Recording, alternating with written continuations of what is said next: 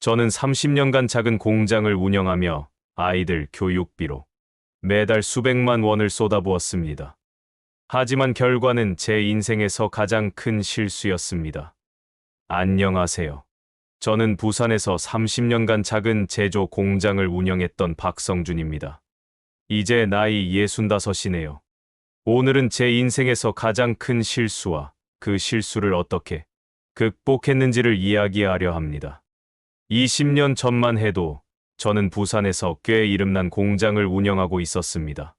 조그마한 기계 부품을 만드는 사업이었지만 월 매출 1억 원을 넘길 정도로 탄탄했죠.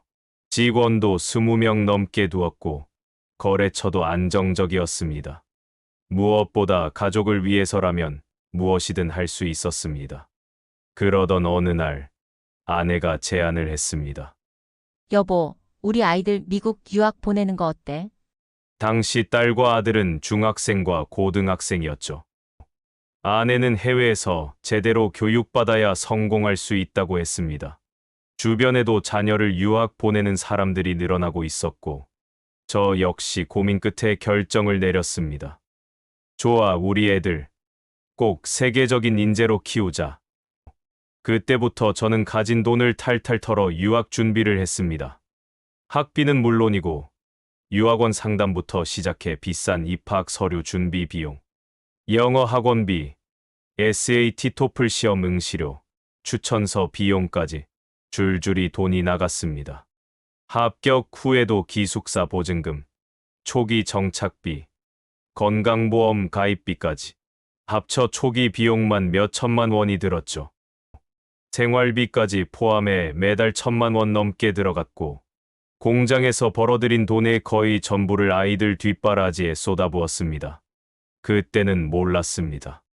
이 결정이 제 인생을 송두리째 흔들 것이라는 사실을. 처음엔 뿌듯했습니다. 미국에 있는 아이들과 화상통화를 하면서 성적이 올랐다는 소식을 들을 때마다 보람을 느꼈죠. 아이들도 처음에는 낯선 환경에 적응하느라 힘들어했지만 점점 새로운 친구를 사귀고 학교 생활에도 익숙해졌습니다. 아들은 농구팀에 들어가며 활기를 되찾았고 딸은 미술 수업에서 두각을 나타내기 시작했습니다. 아내도 마찬가지였습니다. 처음엔 영어가 서툴러 장을 보거나 병원에 가는 것도 어려워했지만 점점 적응하며 현지 친구들과 커뮤니티 활동을 시작했습니다. 가족 모두가 노력하며 하나씩 적응해 나갔고 점점 미국 생활의 안정감을 찾게 되었습니다. 저 역시 아이들이 밝아지는 모습을 보면서 안도감을 느꼈고 그저 돈을 더 보내는 것밖에 할 수 없었지만 그 희생이 가치 있다고 믿었습니다. 하지만 저는 몰랐습니다. 그들이 점점 저 없이도 충분히 행복해지고 있다는 것을요. 저는 매일 밤 텅 빈 집에서 찬밥에 김치 한 조각으로 끼니를 때웠습니다. 고기 반찬은 사치였고 전기세를 아끼려고 불도 최소한으로 켜고 살았습니다. TV를 틀어놓고 있으면 조금이라도 집이 덜 적막할까 싶었지만 그조차도 허전함을 채워주지는 못했습니다. 혼자 소주 한 잔 기울이며 아이들 사진을 들여다보는 것이 하루의 유일한 낙이었죠. 그래도 저는 버텼습니다. 아이들만큼은 부족함 없이 자라야 한다고 믿었으니까요. 하지만 공장의 상황은 점점 나빠졌습니다. 경제가 어려워지고 거래처가 하나둘 줄어들었죠. 납품 단가는 계속 떨어졌고 원자재 가격은 치솟았습니다. 대출을 받으며 버텼지만 결국 빚이 눈덩이처럼 불어났습니다. 그럼에도 불구하고 저는 미국으로 돈을 보내는 걸 멈출 수 없었습니다. 아이들이 돈 걱정 없이 공부해야 한다고 생각했기 때문이죠. 하루 세 끼를 라면으로 때우는 것도 익숙해졌고 가끔 공장에서 남은 자투리 천을 모아 시장에 내다 팔면서 몇만 원이라도 벌어 아이들 용돈을 마련했습니다. 전기세를 아끼려고 밤엔 촛불을 켜고 지냈고 한겨울에도 난방을 최소한으로 틀며 이불 속에서 몸을 웅크리고 버텼습니다. 머리를 감을 때도 따뜻한 물을 쓰는 게 아까워 찬물로 빠르게 헹구고 끝냈죠. 그렇게 아끼고 또 아껴 아이들에게 보냈지만 정작 저는 점점 바닥으로 떨어지고 있었습니다. 그러다 결국 공장을 정리할 수밖에 없었습니다. 제가 평생을 바쳐 일궈온 곳이었지만 선택의 여지가 없었습니다. 공장을 정리한 돈으로 남은 유학비를 마련했습니다. 아내는 처음에는 제가 미국으로 오는 것을 반대했습니다. 당신은 그냥 한국에서 사업을 다시 시작하는 게 낫지 않을까? 라며 걱정했죠. 하지만 저는 가족들과 함께 지내고 싶다는 강한 의지를 보였고, 결국 아내도 어쩔 수 없이 받아들였습니다. 당신이 그렇게 원하면 와도 좋아. 하지만 미국 생활이 쉽지는 않을 거야. 그렇게 기대와 설렘을 안고 미국으로 향했죠. 하지만 그곳에서 저를 기다리고 있던 건 전혀 다른 현실이었습니다. 미국에 도착했을 때 저는 가슴이 두근거렸습니다. 오랜만에 사랑하는 가족을 만난다는 생각에 비행기 안에서도 잠을 이루지 못했고, 짐 가방에는 아이들에게 줄 한국에서 산 선물들을 가득 채웠습니다. 작은 김, 라면, 한국 과자부터 시작해 딸이 좋아하는 화장품, 아들이 갖고 싶어 했던 축구 용품까지 챙겼죠. 심지어 아내가 좋아하는 한국 전통차까지도 조심스럽게 싸들고 왔습니다. 비행기가 착륙하고 공항에서 가족들을 찾았을 때 저는 활짝 웃으며 손을 흔들었습니다. 하지만 딸과 아들은 저를 보고도 멀뚱멀뚱 서 있었습니다. 저는 힘차게 다가가 포옹을 하려 했지만 아이들은 어색하게 몸을 피하며 짧게 인사만 건넸습니다. 따뜻한 포옹이나 반가운 말 한마디도 없었습니다. 그 순간 가슴 한쪽이 철렁 내려앉았습니다. 식탁에서 대화를 나누려 해도 아빠, 나 시험 준비해야 돼요. 지금 친구랑 약속 있어서요. 같은 말뿐이었습니다. 더욱 충격적인 건 아내가 저에게 방을 따로 준비해 놓았다는 것이었습니다. 여보, 당신 콧꼬리가 심해서 그래. 하지만 저는 알았습니다. 제가 이 집에 낄 자리가 없다는 거요. 하루는 아들의 방에 들어가려다 들은 말이 아직도 생생합니다. 노크 좀 하세요. 여긴 내 공간이잖아요. 저는 무너졌습니다. 식탁에 앉아 있어도 아무도 제게 말을 걸지 않았고, 가족들이 모여 있는 거실에서도 저는 그저 배경처럼 존재하는 듯 했습니다. 하루는 용기를 내어 아들과 딸에게 주말에 다 같이 외식이라도 할까? 라고 물었지만, 딸은 핸드폰을 보며 시큰둥하게 아빠, 나 친구랑 약속 있어요. 라고 했고, 아들은 시험 준비 때문에 시간 없어. 라고 답했습니다. 아내도 제안을 듣고는 피곤한 표정으로 다음에 하자. 라고 말하며 방으로 들어가 버렸습니다. 그날 밤, 거실에서 멍하니 앉아 있던 저에게 아내가 다가왔습니다. 심각한 표정으로 입을 떼더니 담담하게 말했습니다. 우리 이제 각자의 삶을 살았으면 좋겠어. 순간 심장이 철렁 내려앉았습니다. 믿을 수 없다는 듯이 아내를 바라봤지만 그녀의 표정에는 단호함만이 가득했습니다. 그동안 힘들었어. 당신은 당신대로, 나랑 애들은 우리대로 살아왔잖아. 이제 당신도 당신 삶을 찾았으면 좋겠어. 그 말이 가시처럼 가슴을 찔렀습니다. 나는 모든 걸 바쳐 가족을 위해 희생했는데 정작 가족들은 나 없이도 너무나 잘 살고 있었습니다. 가슴이 무너지고 눈앞이 흐려졌습니다. 머릿속이 하얘졌고 마치 내가 존재하지 않는 듯한 기분이 들었습니다. 그날 밤 나는 잠을 이룰 수 없었습니다.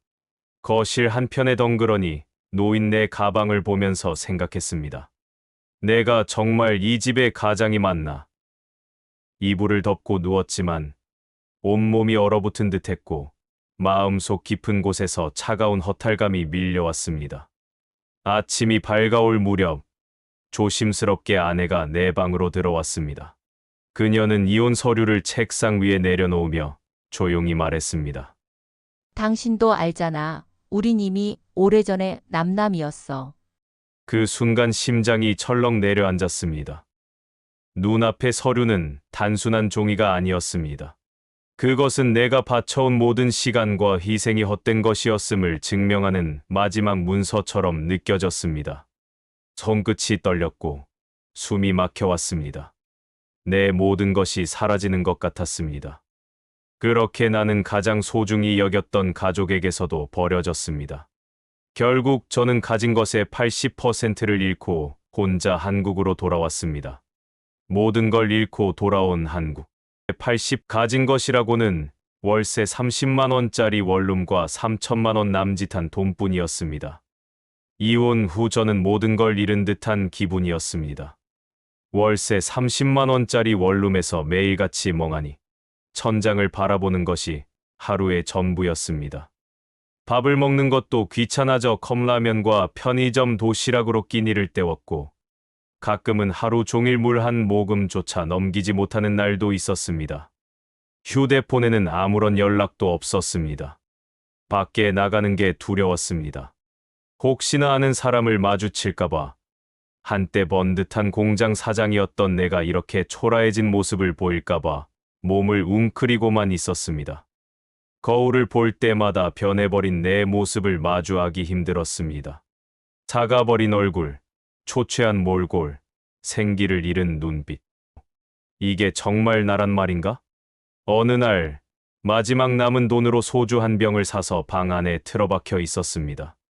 정신이 희미해지며 모든 것이 끝났으면 좋겠다는 생각이 들었습니다. 그렇게 무기력하게 하루하루를 보내고 있던 어느 날 우연히 만난 한 사람이 제 인생을 바꿔놓았습니다. 바로 제가 예전에 키웠던 직원 정훈이었습니다. 그는 지금 성공한 외식 사업가가 되어 있었습니다. 우연히 시장 골목에서 마주친 정훈은 저를 보고 깜짝 놀랐습니다. 사장님? 정말 사장님 맞으세요? 저는 초라한 차림으로 그를 마주했습니다. 한때 제 공장에서 아르바이트 하던 청년이 이제는 성공한 자동화 설비 회사를 운영하는 대표가 되어 있었습니다. 정우는 저를 근처 사무실로 데려가 차를 한 잔 내어주었고 저는 오랜만에 따뜻한 공간에서 그의 이야기를 들었습니다. 사장님께 배운 게 많아요. 그때 공장에서 일하면서 생산 공정과 품질 관리의 중요성을 알게 됐고 사장님이 늘 강조하던 효율성과 고객 신뢰가 제게 큰 도움이 됐어요. 그래서 이렇게 자동화 설비 회사를 키울 수 있었습니다. 저는 멍하니 그의 이야기를 듣다가 불쑥 눈물이 흘러내렸습니다. 저를 버린 가족이 아니라 제가 키웠던 직원이 저를 기억하고 있었고 이제는 저를 도와주겠다고 말하고 있었으니까요. 정우는 단도직입적으로 말했습니다. 사장님, 저랑 같이 일하실래요? 사장님의 경험이 필요합니다. 공장 운영 경험, 생산 효율 최적화, 품질 관리, 직원 교육까지. 사장님 없이는 안 될 것 같아요. 저희가 확장하려는 신규 제조 라인에서 사장님의 노하우가 꼭 필요합니다. 처음엔 망설였습니다. 내가 다시 일을 할 수 있을까? 남에게 인정받을 수 있을까? 하지만 그의 진심 어린 눈빛을 보고 저도 모르게 고개를 끄덕였습니다. 그렇게 저는 다시 일터로 돌아갔습니다. 정훈과 함께 공장의 자동화 시스템을 개선하고 생산 공정을 최적화하며 점차 자신감을 되찾아갔습니다. 처음엔 낯설었지만 과거 공장 운영 경험을 살려 품질 관리와 생산 효율을 높이는 일에 집중했습니다. 매일 아침 일찍 출근해 기계를 점검하고 직원들에게 생산 공정의 노하우를 전수하면서 점점 활력을 되찾기 시작했습니다. 몸을 움직이며 바쁘게 일하니 잡생각이 사라졌고 정신적으로 힘들어할 틈조차 없었습니다. 시간이 지나면서 회사는 더욱 성장했고 저는 다시 한번 내 경험이 가치를 발휘할 수 있다는 사실에 보람을 느꼈습니다. 육체적으로 힘든 날도 많았지만 몸이 바쁘니 더 이상 과거에 대한 후회나 외로움에 사로잡히지 않았습니다. 무엇보다도 사람들과 소통하면서 더 이상 혼자가 아니라는 걸 깨달았습니다. 몇 달이 지나자 제가 개선한 생산 공정과 효율적인 작업 방식이 회사에서 큰 성과를 내기 시작했습니다. 불필요한 공정을 줄이고 자동화 시스템을 도입하자 제품의 품질이 향상되었고 납기 준수율도 크게 올랐습니다. 거래처에서 신뢰도가 높아지면서 새로운 계약이 성사되었고 회사 매출도 안정적으로 성장했습니다. 직원들도 제 노하우를 존경하며 따랐습니다. 정우는 그런 저를 보며 말했습니다.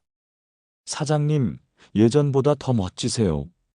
이제는 정말 우리 회사의 큰 기둥이십니다.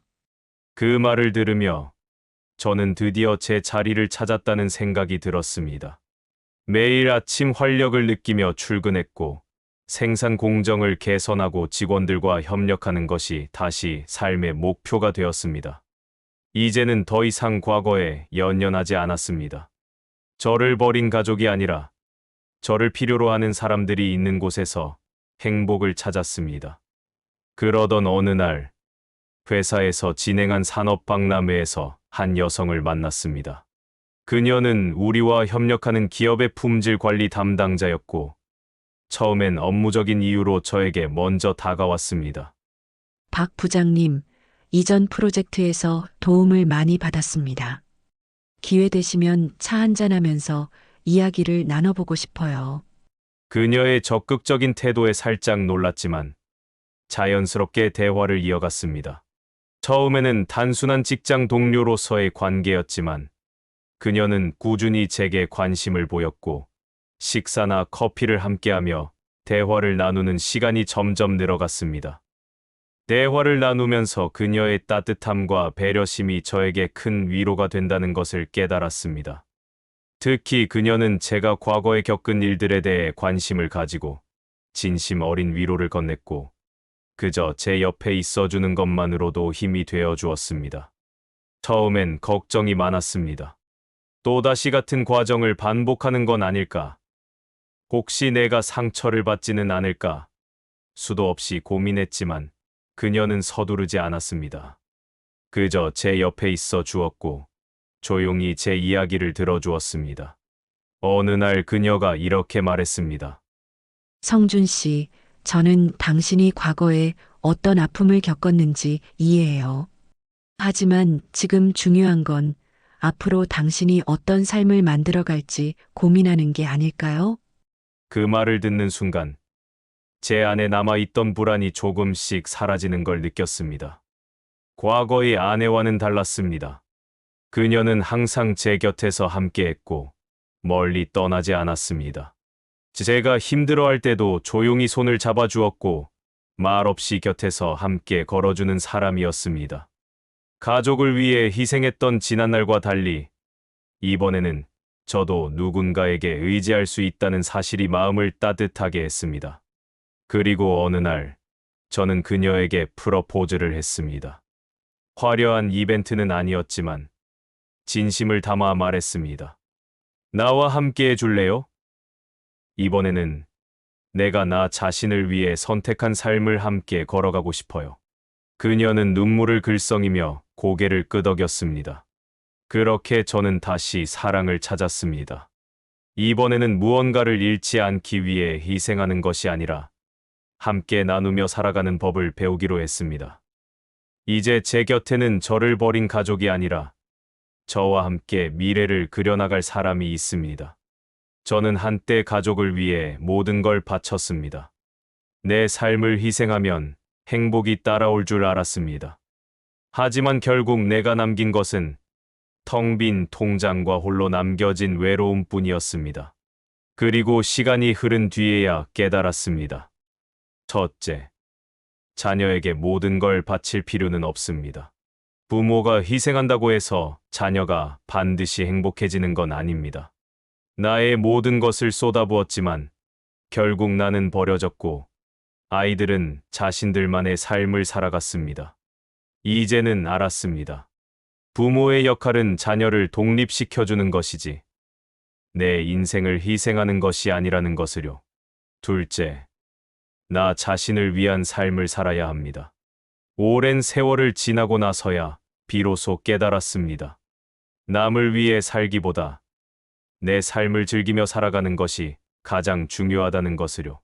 내가 행복해야 주변 사람들도 행복해질 수 있습니다. 스스로를 돌보고 내가 원하는 것을 찾아가는 삶을 살아야 합니다. 셋째, 경제적 독립이 있어야 당당할 수 있습니다. 자녀에게 모든 돈을 쏟아붓는다고 해서 부모의 노후가 보장되는 것은 아닙니다. 저는 아이들 학비를 대느라 제 노후를 준비하지 못했고 결국 모든 걸 잃고 말았습니다.